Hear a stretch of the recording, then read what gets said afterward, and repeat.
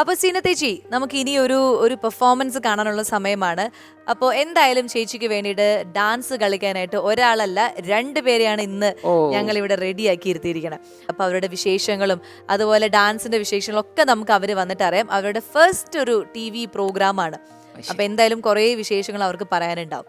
എന്തായാലും ഈ 2 സുഹൃത്തുക്കളെ റെഡ് കാർപ്പറ്റിന്റെ വേദിയിലേക്ക് സ്നേഹത്തോടെ സ്വാഗതം ചെയ്തു. Let's welcome Meenakshi and Aryananda.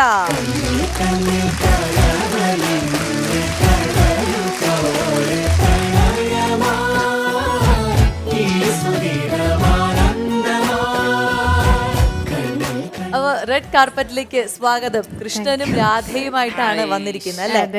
എന്തായാലും ഭയങ്കര ഭംഗിയായിട്ടുണ്ട് ഇവരിങ്ങനെ കാണാൻ തന്നെ. ഈ വേഷത്തില് നല്ല രസമായിട്ടുണ്ട്. ഇതിൽ ആരാണ് മീനാക്ഷി, ആരാണ് ആര്യനന്ദ? മീനാക്ഷി. ഞാനാണ് മീനാക്ഷി, രാധയാണ് ആര്യനന്ദ. അതെ, എന്തൊക്കെയാ നിങ്ങളെ വിശേഷം? എവിടുന്നാ വരുന്നത്?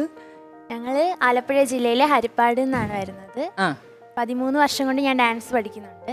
ഡോക്ടർ കലാമണ്ഡലം വിജയകുമാരി ടീച്ചറിന്റെ അടുത്താണ് ഞങ്ങൾ രണ്ടുപേരും നൃത്തം അഭ്യസിക്കുന്നത്. കുട്ടിക്കാലത്തെയുള്ള സുഹൃത്തുക്കളാണ് രണ്ടും. അപ്പൊ ഈ ഡാൻസ് ക്ലാസ്സിൽ വെച്ചിട്ടാണോ നിങ്ങളുടെ ഒരു സൗഹൃദം വളർന്നത്? എവിടെ വെച്ചിട്ടാണ്? ഡാൻസ് ക്ലാസ് വെച്ചിട്ടായിരുന്നു. ഡാൻസ് ക്ലാസ് വെച്ചിട്ട്. ആര്യനന്ദ എന്ത് ചെയ്യണു? ഞാനിപ്പം ഡിഗ്രി ഫസ്റ്റ് ഇയർ ചെയ്യണു. ഞാൻ പ്ലസ് ടു ചെയ്യുന്നു. ഓക്കെ.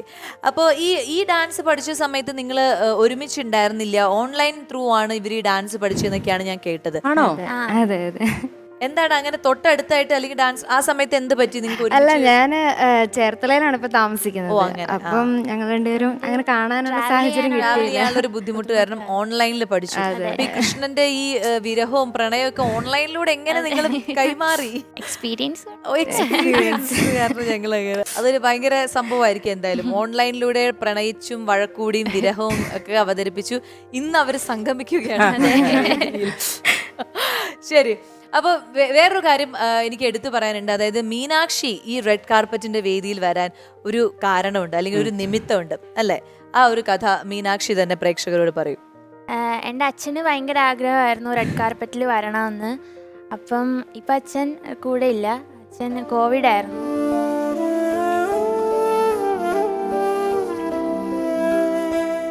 വൺ ഇയർ ആയി.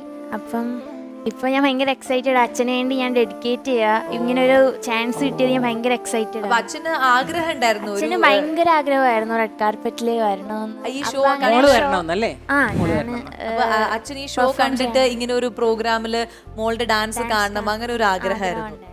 അതെ, പക്ഷെ ആ സമയത്ത് മീനാക്ഷിക്ക് അത് സാധിച്ചെടുക്കാൻ പറ്റിയില്ല. അതിന് വേണ്ടി നമ്മള് ഇൻട്രോ ഒക്കെ ചെയ്തു, ബട്ട് പറ്റിയില്ല. അയച്ചു കൊടുക്കാം. അപ്പോഴത്തേക്കും കോവിഡ് വന്നു. അതെ, അപ്പം അച്ഛന് വേണ്ടിയിട്ടാണ് ഇന്ന് ഈ വേദിയിൽ നൃത്തം ചെയ്യാൻ വന്നിരിക്കുന്നത്. അപ്പൊ എന്തായാലും അങ്ങനെ അച്ഛന് വേണ്ടി പറഞ്ഞ പോലെ തന്നെ ഈ ഒരു എപ്പിസോഡ്, ഈ ഒരു ഡാൻസ് പെർഫോമൻസ് നമുക്ക് മീനാക്ഷിയുടെ അച്ഛന് വേണ്ടിയിട്ട് സമർപ്പിക്കാം. ഇനി ആര്യനന്ദയുടെ, അതായത് നിങ്ങൾ രണ്ടുപേരും ഏതൊക്കെ ഡാൻസ് ഫോംസ് ആണ് പഠിക്കുന്നത്? ആര്യനന്ദ ഏതൊക്കെയാണ് വേറെ? ഞാൻ ഭരതനാട്യം, കുച്ചിപ്പുടി, മോഹിനിയാട്ടം, അത്ര 3 അരങ്ങേറ്റം കഴിഞ്ഞു. ഇപ്പൊ കണ്ടിന്യൂസ് ആയിട്ട് പഠിച്ചുകൊണ്ടിരിക്കുന്നു. ഞാനും ഭരതനാട്യം, കുച്ചിപ്പുടി, മോഹിനിയാട്ടം. അപ്പൊ നിങ്ങൾ യൂത്ത് ഫെസ്റ്റിവലിനൊക്കെ പോവാറുണ്ടോ? മത്സരങ്ങളുണ്ട്, സ്റ്റേറ്റിൽ പോയിട്ടുണ്ട്. അടിപൊളി, സൂപ്പർ. പഠിത്തമൊക്കെ എങ്ങനെയാ പോകുന്നത്? അടിപൊളിയായിട്ട് പോകണ്ടോ? അതിൽ ഡാൻസിലാണോ കൂടുതൽ ഫോക്കസ്? എനിക്ക് ഇനി മുൻപോട്ട് പോവാൻ ഡാൻസിലാണ് താല്പര്യം. കലാമണ്ഡലം, കലാക്ഷേത്ര അങ്ങനെ ചേർന്ന് പഠിച്ച് ആ ഒരു രീതിയിൽ പോകാനാണ് മീനാക്ഷിക്ക് ഇഷ്ടം. ആയിരിക്കോ? ഞാന് ഒരു IPS ഓഫീസർ ആവണമെന്നാണ്. IPS ഓഫീസർ ഇപ്പോഴേ ഇരിക്കട്ടെ. ഒരു അന്ന് ചിലപ്പോ എനിക്ക് ടൈം കിട്ടിയെന്ന് വരില്ല. അതിന്റെ കൂടെ ഡാൻസ് ഇടില്ല, ഡാൻസ് അതുപോലെ തന്നെ ഉണ്ട്. IPS ഓഫീസറും ഡാൻസും കൊള്ളാല്ലേ? ഒരു പോലീസ് സ്റ്റേഷന്റെ ഉള്ളിൽ ഒരു നൃത്തസന്ധ്യയൊക്കെ, അതായത് പോലീസ് ഓഫീസർ. എന്തായാലും വളരെ സന്തോഷം. അങ്ങനെ ഒരു ആഗ്രഹം മനസ്സിൽ കൊണ്ട് നടക്കുന്നു, അതിലേക്ക് എത്തിച്ചേരട്ടെ. All the very best.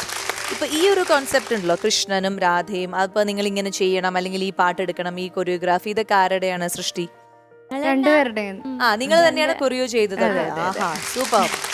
അപ്പൊ എന്തായാലും നമുക്ക് ആ പെർഫോമൻസ് കാണാം. അതിനു മുമ്പ് കൂടെ വന്നിരിക്കുന്ന അവരെ കൂടി ഒന്ന് പരിചയപ്പെടാം. നമസ്കാരം, റെഡ് കാർപ്പറ്റിലേക്ക് സ്വാഗതം.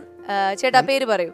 പേര് അശോക് കുമാർ. അശോക് കുമാർ ആര്യനന്ദയുടെ അച്ഛനാണ്. ശരി, എന്ത് ചെയ്യണു? ഞാൻ കേരള വാട്ടർ അതോറിറ്റി ചേർത്തലയിൽ വർക്ക് ചെയ്യുന്നു. അപ്പൊ ഇവരുടെ കൂടെ എല്ലാ പ്രോഗ്രാംസിനും ഒക്കെ ഒരു സപ്പോർട്ടായിട്ട്, ബാക്ക് ബോൺ ആയിട്ട് എപ്പോഴും ചേട്ടൻ ഉണ്ടാവും. പോകാറുണ്ട്. കുഞ്ഞിലെ മുതൽ ആര്യ ഡാൻസ് പഠിക്കാനൊക്കെ ചേട്ടനാണോ കൊണ്ടുപോകാറ്? അതെ, ഞാനും വൈഫും കൂടാണ് കൊണ്ടുപോകാറ്. ഒരു അനിയനുണ്ട്. ആര്യക്ക് അനിയനുണ്ട്. ഇപ്പം 2ാം ക്ലാസ്സിൽ പഠിക്കുന്നു. 2ാം ക്ലാസ്സിൽ പഠിക്കുക. അത്ര കുഞ്ഞനിയനാണ്. ശരി, അപ്പൊ ആ അനിയനും ഇരിക്കട്ടെ ഒരു ഹായ് അല്ലേ. ഇനി ഇത് ഞാൻ അഞ്ജന, മീനാക്ഷിയുടെ അമ്മയാണ്. മീനാക്ഷിയുടെ അമ്മ. ആ ശരിയാണ്, ഒരേ ചായ ഉണ്ട്. ഇപ്പൊ ഇങ്ങനെ നോക്കുമ്പോ എനിക്ക് കറക്റ്റ് ചായ തോന്നുന്നു. ശരി, അപ്പൊ ചേച്ചി വർക്ക് ചെയ്യാണോ, ഹൗസ് വൈഫ് ആണോ? ഹൗസ് വൈഫാണ്. ഹൗസ് വൈഫാണ്. ശരി, അപ്പൊ മീനാക്ഷിയുടെ ഇനിയുള്ള ആഗ്രഹങ്ങൾക്കൊക്കെ കൂട്ട് നിൽക്കേണ്ട ഒരാളാണ്. അച്ഛനായിരുന്നു എല്ലായിടം കൊണ്ടുപോയിരുന്നത്. ഒപ്പം ഞാൻ പോകുന്നേ ഉള്ളൂ. അവൾക്ക് അച്ഛനോടായിരുന്നു കൂടുതൽ അറ്റാച്ച്മെന്റ്, താല്പര്യം ഉണ്ടായിരുന്നു. ശരി, അപ്പൊ എന്തായാലും ഇനി ഇവരുടെ മൊത്തം പ്രതീക്ഷ മീനാക്ഷിയിലാണ്. അപ്പൊ ആ പ്രതീക്ഷ കാത്ത് മീനാക്ഷി മിടുക്കിയായിട്ട് മുന്നോട്ട് പോകുമെന്ന് നമുക്ക് ഉറപ്പുണ്ട് അല്ലേ?